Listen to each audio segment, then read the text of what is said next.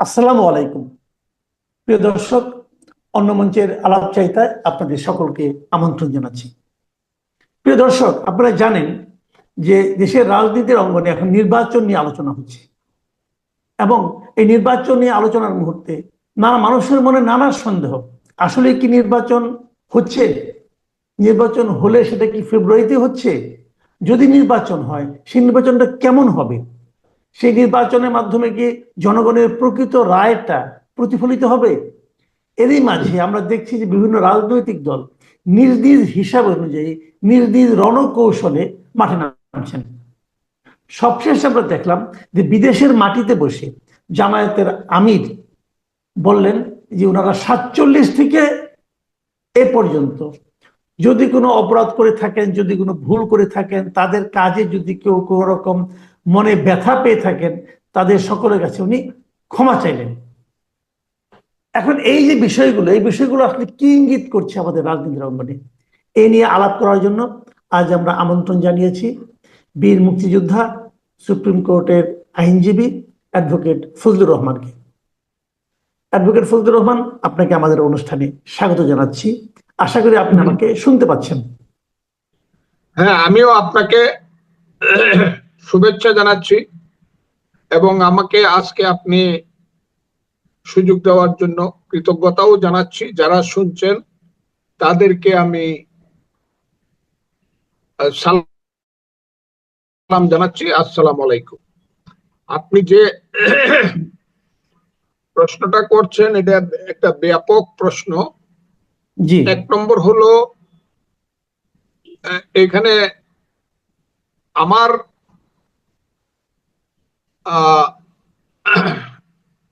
চিন্তা হলো বা আমার ধারণা হলো বা আমার বিশ্বাস হলো, অবিশ্বাসী আমি, যে ফেব্রুয়ারি মাসের প্রথম সপ্তাহে বা দ্বিতীয় সপ্তাহে কোনো 26 সনে ইলেকশন হবে দেশে, বিশেষ করে জাতীয় নির্বাচন। এইটা এখন পর্যন্ত আমি বিশ্বাস করতে পারতেছি না। এটার কাছে আমার কাছে এখন পর্যন্ত ধরা দিতেছে না সত্যিকার ভাবে যে এখানে একটা ইলেকশন হতে পারে। এর কারণ হলো নানা রকমের তালবাহানা। তালবাহানাটা এরকম যে এইখানে সরকার ঠিক করছে তিনটা পার্টি। এই তিনটা পার্টি হইল সরকারের বাহন। সরকার তো নিজে হইল এইখানে মালিকানা, রাষ্ট্রীয় মালিকানা বলেন আর সরকারি মালিকানা বলেন, মালিকানা। আর তাদের বাহন হিসেবে ধরছে তিনটা দলকে। একটা দল হলো আমাদের দল বিএনপি, এরপরে জাতীয় পার্টি, আরেকটা দল যেটাকে কোনো কারণেই মানুষ দল মনে করে না। না, জাতীয় পার্টি নয়, জামাত ইসলাম। জামাত ইসলামী বলছি, জাতীয় পার্টি সরি, একটা হলো বিএনপি, আর একটা হলো জামাতে ইসলাম, আর একটা হলো এনসিপি, যেটাকে আমিও দল মনে করি না এবং বাংলাদেশের মানুষও দল মনে করে না। কিন্তু চক্রান্ত এবং ষড়যন্ত্র করার জন্য খুব ভালোভাবে এই দলটাকে ডিল করতে পারে। জামাতও ডিল করতে পারে, সরকারও ডিল করতে পারে যখন প্রয়োজন। এই তোমরা তাড়াতাড়ি একটা মিছিল করো, রোদ্রের সময় তোমাদেরকে বরফ দিয়ে পানি খাওয়ামু, কোকা কোলা খাওয়ামু, আওয়ামী লীগকে ব্যান করামু, তোমরা একটা 300 লোকের একটা মিছিল করো। তখন দেখা যাবে ছেলেদেরা নেমে গেছে। এটা হলো এরা আদেশে চলে, এরা হলো বাহন। আমি যে বলি এরা হলো অভিনেতা, এটা এখন কিন্তু প্রতিষ্ঠিত। এখন এই তিনটা দল ছাড়া আর কোন দল দেখতেছে না। কিন্তু এই তিনটা দলের মধ্যে মুক্তিযুদ্ধের সময় বিএনপি ছিল না, আর ছোট দল যেটা এনসিপি, এটা ওই এখন পর্যন্ত রেজিস্ট্রেশন পাইছে কিনা বা মার্কা পাইছে কিনা এটারও কোনো ঠিকানা নাই। আর জামাতে ইসলাম মুক্তিযুদ্ধের সময় ছিল জামাতে ইসলাম পাকিস্তান নামে। এরা হলো স্বাধীনতা বিরোধী শুধু নয়, এরা হলো বাঙালি জাতির স্বাধীনতা যাতে কোনোদিন প্রতিষ্ঠিত না হয় সেই জন্য পাঞ্জাবের পথ দেখায়া লাখ লাখ বাঙালিকে হত্যা করাইছে। 2 লক্ষ মা বোন, 2.5 লক্ষ মা বোনের ইজ্জত ধ্বংস করছে, বাড়িঘর পুরায় সরকার করছে, শত শত বুদ্ধিজীবীকে হত্যা করার নেতৃত্ব দিচ্ছে তাদের পূর্বসূরি নেতারা। তার মধ্যে 1 নম্বর নাম হইল গোলাম আজম। আলবদর বাহিনীর প্রধান ছিলেন মৌলানা, পরবর্তী সময় মৌলানা নিজামী সাহেব, এবং সেকেন্ড ছিলেন মুজাহিদ শাহ। কাজেই দেখা যাচ্ছে যে দুইটা দল মুক্তিযুদ্ধের সময় ছিলই না, আর যে দলটা ছিল সেটা ছিল মুক্তিযুদ্ধের টোটাল একটা শত্রু দল। কারণ ওই 25শে মার্চে যখন রাত্রে থেকে মানুষকে, বাঙালি জাতিকে হত্যা করা শুরু করলো, এবং 3-4 দিনে যখন প্রায় 5 লক্ষ লোককে টিক্কা খানের নেতৃত্বে হত্যা করলো, যার দায়িত্বে ছিল, মেনলি ঢাকার দায়িত্বে ছিল খাদেম, মেজর জেনারেল খাদিম হোসেন রাজা। সেই যে ব্লু প্রিন্ট অনুযায়ী হত্যা করার পরে প্রথম যে বাঙালির সন্তান বা বাংলাদেশের নেতা দেখা করলো, তিনি জামাত ইসলামের আমির ছিলেন, তার নাম গোলাম আজম। টিক্কা খানের সঙ্গে দেখা করলেন, দেখা করে বললেন যে হুজুর কাজটা খুব ঠিক করছেন, আমরা আপনার সাথে আছি, কি করতে হবে বলেন। এবং টিক্কা খান তাকে পারমিশন দিল এই রাজাকার আল বদর আল শাম সৃষ্টি করে। He is the most obnoxious politician in Bangladesh, তৎকালীন পূর্ব পাকিস্তানে, যে প্রধান মুক্তিযুদ্ধের প্রধান শত্রু হিসাবে আবির্ভূত হয়েছে। সেই দলটা হাতে এখন বাংলাদেশের রাজনীতি বন্দী, বাংলাদেশের সরকার বন্দী, বাংলাদেশের আইন আদালত বন্দী, বাংলাদেশের অর্থনীতি বন্দী, সবকিছু বন্দী। কাজে সেই দলটা পিছন থেকে যা বলে সরকার তাই শুনে, ছেলেরা হইল তাদের বাহন। আর বিএনপি, আমি যে কথাটা বলবো, বিএনপির বর্তমান প্রেক্ষাপটটা এইরকম দাঁড়াইছে যে কোনো অবস্থাতে বিএনপি একটা নির্বাচন করে ফেলতে চায়। এবং ইউনূস সাহেব এখন পর্যন্ত তাদেরকে বলে রাখছে, হ্যাঁ হ্যাঁ আপনারা আমাকে বিশ্বাস করেন, আমি একটা নির্বাচন করে দেব। কেমন হলো সেদিন? সেদিন আমাদের 3 জন নেতা গেলেন। একজনের নাম মহাসচিব জনাব মির্জা ফখরুল ইসলাম আলমগীর, আরেকজন স্থায়ী কমিটির সদস্য হইল আমির খসরু মাহমুদ চৌধুরী, আরেকজন গেলেন জনাব সালাউদ্দিন আহমদ। তারা আমাদের নেতা, এবং 3 জনের উপরেই দলের আস্থা আছে।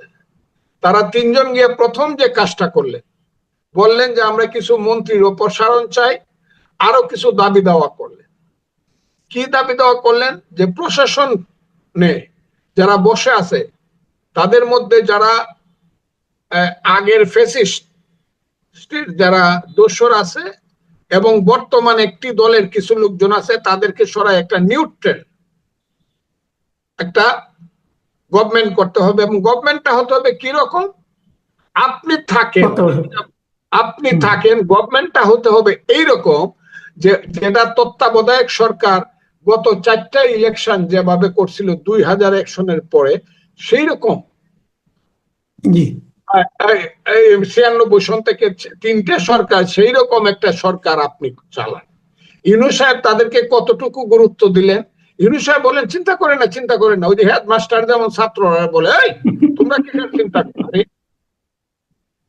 এই স্কুলের ছেলেরা যখন হেডমাস্টারের কাছে দাবি নিয়ে যায়, এই তোরা কি হয়েছে, তোরা যা লেখাপড়া করগা, এই দায়িত্ব তোদের না, আমি দেখবো সব। এই স্যার, হেডমাস্টার স্যার বলছে। ইউনূস সাহেব কি উত্তরটা দিলেন? মন্ত্রীদেরকে সরাবেন কি সরাবেন না সেটা তো আমরা বুঝলাম না, তত্ত্বাবধায়ক সরকারের মতো আচরণ করবে কিনা সেটাও বুঝলাম না। শুধু বুঝলাম উনি বললেন যে যত কিছু সরানো টরানো, যাদেরকে বসানো, রিটার্নিং অফিসার, সবকিছু আমি করব, আমার উপরে বিশ্বাস রাখেন। মানে হি is the new dictator of this nation. তাইলে বোঝা গেল সমস্ত ব্যাপারটাই তার হাতে। 1, 2 হইল পরের দিন আবার জামাত এনসিপি দেখা করলো। এরা হলো তার নিজের সন্তান, এবং এদের উপরে প্রথমে বললো ছেলেরা আমাকে ক্ষমতায় বসাইছে, আর আমি গত 10 মাস যাবৎ বলতেছি যে বাংলাদেশের একটা কালো শক্তি, যারা বাংলাদেশ চায় নাই, বাংলাদেশেই চায় নাই, বাংলাদেশকে যারা রক্তের সাগরে ডুবাইয়ে দিছে, সেই শক্তি এখন মূল শক্তি। তারা গিয়ে পরের দিন দেখা করলো, এবং তাদের সাথে তারা কি দাবি করলো? তারা দাবি করলো না না না, ইলেকশন আপনি এইভাবে দিতে পারবেন না, ওইসব বিএনপির কথা বাদ দেন, আপনি প্রথমে গণভোট করেন। কিসের উপরে? জুলাই সনদের উপরে। এবং ছেলেরা তো বলতে গেলে থ্রেট করলো, এবং সেই জুলাই সনদকে কনস্টিটিউশনের উপরে স্থান দেওয়ার জন্য বলা হইল। এটা বলার সঙ্গে সঙ্গেই দেখলাম গতকালকে আবার বৈশা গেল 3 জন, এবং মেনলি ইউনূস সাহেব কিন্তু এইসবে বসে না। ইউনূস সাহেব এবং আইন উপদেষ্টা এবং আরেকজন কে যেন বসলো, বৈশা ওই যে ছেলেরা যে লাইনে বা জামাত যে লাইনে কথা বলছে সেই লাইনে কথা বলা শুরু করলো যে আমরা এখন সিদ্ধান্ত দিতে হবে, আগে আমরা গণভোট করব, আমাদের আরো কিছু সিদ্ধান্ত দিতে হবে, কে কে কিভাবে ভোট করতে হবে। আমি কিন্তু সব কথা বলবো না, কিভাবে কোন লোকটা ভোট করতে পারে, ভোট কিভাবে গোনা হবে, এই সমস্ত কাজটা কিন্তু নির্বাচন কমিশনের। ওই কাজের দায়িত্বটা তারা নিয়ে তারা সেকেন্ড ডিক্টেটরশিপের যে রোল, সেই রোলটা তারা আবার প্লে করতেছে। অর্থাৎ এই জুলাই সনদ, যে সনদটা একটা অবৈধ এবং ইলিগেল গভর্নমেন্ট, যেটা বর্তমান ইলিগেল গভর্নমেন্ট তারা সৃষ্টি করছে, বিএনপি যে কোনো কারণে দস্তখত করছে আমি জানি না, আমি ওই দিনও বলছি আজকেও বলি, এটার জন্য কিন্তু ইতিহাসে বিএনপি কে জবাবদিহি করতে হতে পারে।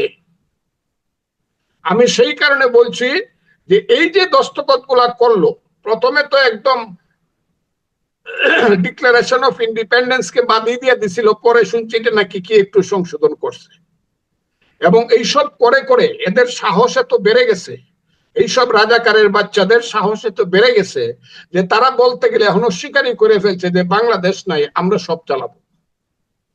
এই অবস্থায় তারা একটা ইলেকশন হবে, এটা আমি কোনো কারণেই বিশ্বাস করি না। ইলেকশনের আগে যদি গণভোট হয়, সেই গণভোটের মাধ্যমেই প্রমাণিত হবে যে এই সরকার নাই, এই সরকার থাকতে হলে জোর করে আছে এবং জোর করেই থাকতে হবে। কারণ গণভোট যদি একা একা দেয়, সেই ইলেকশনে আমি চ্যালেঞ্জ করলাম 5% মানুষ সেন্টারে যাবে না। আচ্ছা, আমি এখন অন্য প্রসঙ্গে আসি একটু। আমি একটা অন্য প্রসঙ্গে আসি, যে কথাটা করে ফেলি, নাইলে বলবো যে আপনি অন্য প্রসঙ্গে আসে। কাজে এই ইলেকশনটা সময় মতো না হওয়ার জন্য যত চক্রান্ত এই সরকার নিজেই করতেছে, আর তার যে সন্তানেরা তারা রাজি না, আর তার যে কালো শক্তি যারা তাকে টিকায় রাখছে তারাও ফেব্রুয়ারিতে ইলেকশন করতে রাজি না। কাজে আমি মনে করি এই ইলেকশনটা করতে পারবে না বিএনপি, যতই নিজেদেরকে ছাড় দেওয়ার চেষ্টা করুক। জি, আমি এখন যে কথাটা বলতে চাচ্ছি সেটা হলো, ওই জামায়াতের যিনি আমির, তিনি যে ক্ষমা চাইলেন, এই ক্ষমা চাওয়াটাকে আপনি কিভাবে দেখছেন?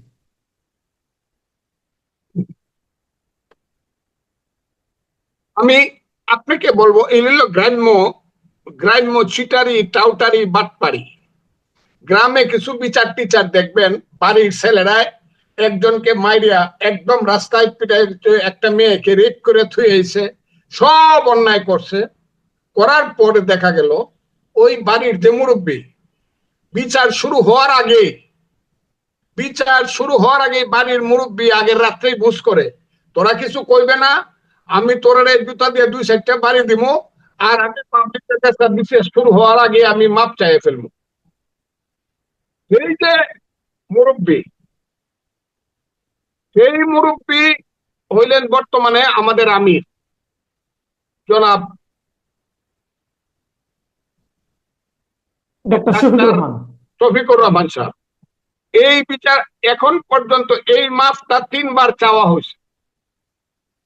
আমি একটা কথা খুব ক্লিয়ারলি বলি, যতদিন পর্যন্ত 71-কে সঠিকভাবে স্বীকার না করবে, 71-কে যতদিন পর্যন্ত তারা বলবে ভাইয়ে ভাইয়ে ঝগড়া, 71-কে যতদিন পর্যন্ত বলবে এটা বিদেশিদের ষড়যন্ত্র ছিল, ততদিন পর্যন্ত তারা মাপ তো পাবেই না। এই বাংলাদেশে রাজনীতি করারও তাদের কোনো অধিকার নাই বলে আমি মনে করি। মাপ তো পরে, তারা প্রথমেই মাপ তো চাইতেই হবে, বলতে হবে বাংলাদেশে একটা যুদ্ধ হয়েছিল, সেই যুদ্ধে আমরা অপরাধ করছিলাম, এবং এমন অপরাধ করছিলাম যে আমরা গণহত্যার সঙ্গে যুক্ত ছিলাম, যে কারণে 16ই ডিসেম্বর যে পাকিস্তানি হানাদার বাহিনী 93,000 যারা সারেন্ডার করলো, সেই দলিলে লেখা ছিল শুধু পাকিস্তানি হানাদার বাহিনী না, তাদের সহযোগী আল বদর, রাজাকার, আল শামস, মুসলিম লীগ, পিডিপি, জামাত ইসলাম, তাদেরও বিচার হইতে হবে। এই বিচারটা কিন্তু শেখ হাসিনার সরকার করছে, ভালো মন্দ যেটাই হোক একটা বিচার কিন্তু শেখ হাসিনা করছে 40 বছর 50 বছর পরে হইলেও। কিন্তু এই বিচারটা ওই সাধারণ আমার ডাক্তার শফিকুর রহমান সাহেব মাপ চাই, এইভাবে মাপ চাইলে 47 থেকে এখন পর্যন্ত আমরা যত ভুলটুল করে থাকলে, যদি করে থাকি, তাইলে আমাদেরকে মাফ করে দেন। এইটা দিয়ে মাফ হবে না এবং বাংলাদেশের মানুষ মাফ করবে না। আমি আপনাকে খুব ক্লিয়ার কথাটা বলি, এই দেশটার নাম বাংলাদেশ। যদি তারা সৎ হয়ে থাকে, কালকে বলতে হবে ইয়েস, এই দেশের নাম বাংলাদেশ। এই দেশটা যুদ্ধ করে সৃষ্টি হয়েছিল, সেই যুদ্ধে আমরা জামাতে ইসলাম হিসাবে বিরুদ্ধে ছিলাম। এই যুদ্ধের প্রধান নেতা ছিল বঙ্গবন্ধু শেখ মুজিবুর রহমান। এই যুদ্ধের প্রধান সেনাপতি ছিল এমএজি উসমানী। এই যুদ্ধের সেক্টর কমান্ডার ছিল জিয়াউর রহমান থেকে ধরে খালেদ মোশাররফ থেকে ধরে 11 জন। এবং জিয়াউর রহমান স্বাধীনতার ঘোষণা করছিল 27শে মার্চ, এবং তাজউদ্দিন সৈয়দ নজরুলের নেতৃত্বে এই দেশে মুজিবনগর সরকার হয়েছিল। আমরা সেই সরকারের বিরোধিতা করিয়া আমরা পাকিস্তানিদের সঙ্গে আমরা আলবদর রাজাকার হিসেবে যুদ্ধ করিয়া আমরা মানুষকে হত্যা করিয়া মহাপাপ করছিলাম। এই কথাটা তাদেরকে স্পষ্ট করে বলতে হবে। ওই কি কি ভুল করছিলাম, 71 এত সোজা জিনিস না। যতদিন 1971 সনটা ইতিহাসের পাতায় লেখা থাকবে, ততদিন জামাত এইভাবে অত সহজে মাপ পাবে বলে আমি মনে করি না। আরেকটা কথা বলি, আমি বাংলাদেশের মানুষকেও বলতে চাই যে এরা যে এখন চক্রান্তটা শুরু করছে রাজনীতিতে, বিচার বিভাগে যে কাজটা এখন করতেছে, এই যে কি এটার নাম কি, আইসিটি, হ্যাঁ আইসিটি, এইটা তো হয়েছিল, ওই কোর্টটা তো হয়েছিল আলবদর রাজাকারের বিচার, মুক্তিযুদ্ধ বিরোধীদের বিচার করার জন্য, যুদ্ধ অপরাধীদের বিচার করার জন্য। এই কোর্টে যে বিচার করা হচ্ছে মুক্তিযোদ্ধাদের, এইটাই তো একটা মহা পাপ, মহা অপরাধ। 1 2 নম্বর হইলো যেভাবে ওই যে আপনি এদের সবার ইতিহাস নেন, যারা এই কোর্টের যারা জজ, তাদের বেশিরভাগ হইল জামাতে ইসলাম। যারা প্রসিকিউটর, তারা হলো জামাতে ইসলাম শিবির। যারা ওই ডিফেন্সের, তারা হলো জামাতে ইসলাম। কোর্টটা তো জামাতে ইসলামে বিচার করতেছে এখন মুক্তিযোদ্ধাদের, এটা কোর্ট টোট বুঝি না। আইসিটি কোর্টের নামে এখন জামাত শিবির বিচার করতেছে মুক্তিযোদ্ধাদের, তাদের মতো করিয়া। এটা আইনের কোনো বিচার না, খুব ক্লিয়ার। এবং যত কথা যেভাবেই বলা হোক, যেই বলুক, এই দেশে জাতিসংঘের একটা সাব ব্রাঞ্চ বাংলাদেশে আইনা, তাদের মতো করে বাংলাদেশটাকে পরাধীন করার জন্য, আমার দেশের প্রথম যে সার্বভৌমত্বের প্রতীক সামরিক বাহিনীকে ধ্বংস করে দেওয়ার জন্য তাদেরকে চৌকিদারের মতো কোর্টে হাজির করা হবে, আর তাদেরকে একটু খালি সাব জেলে রাখলে আমরা খুশি হয়ে যাব না, এটা ঠিক হয় নাই। এবং এই ধরনের বিচার যেটা শুরু হয়েছে, একটি ছেলে যে হত্যা মামলার আসামি ছিল, রাজশাহী ইউনিভার্সিটিতে পড়তো, এরকম বহু ছেলে যারা এই দেশের মুক্তিযুদ্ধের সন্তানদেরকে হত্যা করছে, এবং তাদের ইতিহাস হলো তাদের বাপেরা মুক্তিযোদ্ধা ছিল না। শুধু ছিল না তাদের অনেকের বাপ এই মুক্তিযুদ্ধের বিরুদ্ধে যুদ্ধ করছিল। আমি যে কারণে কথাটা বলতেছি, এই কারণটা হলো খুব সুস্পষ্ট যে এখন রাজাকাররা, আলবদররা, জামাতরা মুক্তিযুদ্ধের প্রতিশোধ নিচ্ছে। এই যে অবস্থা, এই অবস্থাতে প্রথম কথাটাই হইলো আমরা বাংলাদেশ রক্ষা করতে চাই কিনা। 1 2 নম্বর কথাটা হলো বাংলাদেশ যদি রক্ষা করতে চাই, বাংলাদেশের ইতিহাস আমরা মানি কিনা। 3 নম্বর কথাটা হলো বাংলাদেশ যদি আমরা চাই, তাহলে আমরা বাংলাদেশে 30 লক্ষ লোকের রক্তের আকরে লেখা যে সংবিধান, 1972 জেনারেশনের যে সংবিধান, যতটুকুই সংযোজন করে যে সংবিধানটি আছে, সেই সংবিধানটা আমরা মানি কিনা, নাকি সেই সংবিধানের উপরে আমরা জুলাই সনদ নামক একটা অবৈধ ইলিগ্যাল একটা সরকার এবং একটা ঘোষণাকে আমরা সনদকে স্থান দিতে চাই। এটা বলতে হবে যে 72-এর সংবিধান অনুযায়ী দেশ চলছে, নাকি চক্রান্তমূলক ভাবে অবৈধ একটা সরকারের ঘোষণা অনুযায়ী দেশ চলছে। এটা খুব সামনাসামনি আইসা পড়তেছে ব্যাপারটা। আপনারা যারা মনে করতেছেন যে ইউনূস সাহেবের সরকার একটা ইলেকশন দিয়ে চলে যাবে, এবং যারা মেজরিটি হয় তাদের হাতে ক্ষমতা দিয়ে তাদেরকে মন্ত্রী প্রধানমন্ত্রী করে সেলিউট দিয়ে কংগ্রেচুলেশন করে চলে যাবে, এটা বাংলাদেশের মানুষ বিশ্বাস করে না। বাংলাদেশের মানুষ বিশ্বাস করে তারা সময় নিচ্ছে এবং চক্রান্ত হচ্ছে, এবং সেই চক্রান্তেরই রেজাল্ট হইল এই যে প্রতিদিন নতুন নতুন আইন করতেছে। প্রতিদিন নির্বাচনের ব্যাপারে বলেন, অন্যান্য ব্যাপারে বলেন, নতুন নতুন আইন করতেছে, যে আইন করার কোন right, legal right, constitutional right তাদের নাই। তারা নির্বাচন কমিশনের সমস্ত ক্ষমতাটাকে তারা কুক্ষিগত করতেছে ইউনূস সাহেবের মাধ্যমে। কাজে এই ইলেকশন আর হবে এটা আমি মনে করি না। আর ইলেকশন হইলে এটা একটা ভাঙ্গা ইলেকশন হবে। জামাত এবং বিএনপির যে ইলেকশন হবে এইটা আর একটা 14 সন 18 সন এবং 24 সনের মতো একটা ইলেকশন হবে। আর একটু কিছু ভালো হইতে পারে, কিন্তু এটা ফুল ইলেকশন হবে না। খুব ক্লিয়ার, মানুষ সেন্টারে আসবে না। কারণ যখনই জামাত আর বিএনপি যাবে তখন মানুষ মনে করবে এটা ভাইয়ে ভাইয়ে ইলেকশন। ওই যে কয় না ফ্রেন্ডলি ম্যাচ দেখার জন্য কিন্তু খুব বেশি মানুষ কিন্তু খেলতে, এমনকি ম্যারাডোনা আসলেও ফ্রেন্ডলি ম্যাচ দেখার জন্য খুব বেশি মানুষ কিন্তু স্টেডিয়ামে উপস্থিত হয় না। এটা ফ্রেন্ডলি ম্যাচ হবে। অনেক ধন্যবাদ জনাব অ্যাডভোকেট ফজলুর রহমান, আপনাকে, আপনি আপনার ব্যস্ত সময়ের মধ্যে আমাদেরকে সময় দিয়েছেন। আমি আরেকটা কথা বলবো, আরেকটা কথা আমার বলার আছে। কি বলেন? আমি খুব বলতে চাই যে মুক্তিযুদ্ধকে রক্ষা করতে হবে। বাঙাল জাতি কিন্তু থাকবে, বাঙালি জাতির সংখ্যা কিন্তু এই দেশে বাঙালি জাতির কোন রাষ্ট্র ছিল না। আমরা যুদ্ধ করে একটা রাষ্ট্র করছি, যেমন ইহুদিদের কোন রাষ্ট্র ছিল না, ইহুদিরা একটা রাষ্ট্র করছে চক্রান্ত করে হোক যেভাবে, কিন্তু আমরা কিন্তু যুদ্ধ করে করছি। আমার জাতি থাকবে, দল আওয়ামী লীগ চলে যাবে, মুসলিম লীগ চলে যাবে, কিন্তু জাতি কিন্তু থাকবে। জাতি থাকলে আমি বাংলাদেশের সমস্ত নতুন প্রজন্মকে বলতেছি সেই জাতি সত্তার দল লাগবে, সেই জাতি বাঙালি জাতি সত্তার দল লাগবে। এবং সেই বাঙালি জাতি সত্তা হবে গণতন্ত্র, সমাজতন্ত্র, ধর্মনিরপেক্ষতা এবং জাতীয়তাবাদ 72-এর সংবিধানের ভিত্তিতে যদি কেউ করতে পারে তাহলেই বাংলাদেশ বাঁচবে। তা না হলে যে চক্রান্ত, সাম্প্রদায়িক শক্তি, মুক্তিযুদ্ধ বিরোধী শক্তি এবং হিজবুত তাহরির, যারা এই দেশকে আফগানিস্তান বানাতে চায়, এই ধরনের মধ্যযুগীয় বর্বর শক্তি দেশকে ধ্বংস করতে চাচ্ছে। আমি আজকে সারা বাংলাদেশের মানুষকে বলবো, জাতিসত্তা যেহেতু কোনোদিনই ধ্বংস হবে না যতদিন চন্দ্র সূর্য আছে, কাজে সেই জাতিসত্তার পক্ষে বিএনপি কে আমি অনুরোধ করব, এই জায়গাটাকে, মুক্তিযুদ্ধের এই জায়গাটা আপনারা দাঁড়ান। যদি না দাঁড়ান তাহলে কিন্তু নতুন শক্তি দেশে দাঁড়াবে। আমি এই কথাটাই বলতে চাই এবং সবাইকে আহ্বান করতে চাই, মুক্তিযুদ্ধ বাঁচান, দেশ বাঁচান, তাহলে না হলে বাঙালি জাতি কিন্তু আবার শত শত বছরের জন্য পরাধীন হয়ে যাবে। আমার ধন্যবাদ, অনেক ধন্যবাদ জনাব অ্যাডভোকেট ফজলুর রহমান।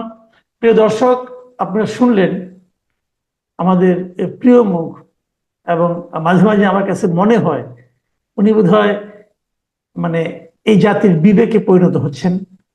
এই জাতির অনেক কথাই যেন ওনার মুখ দিয়ে বের হয়ে আসছে। এই প্রতিকূল সময়ে ওনার কি চিন্তা, ওনার কি বক্তব্য, সেটা আপনারা শুনলেন।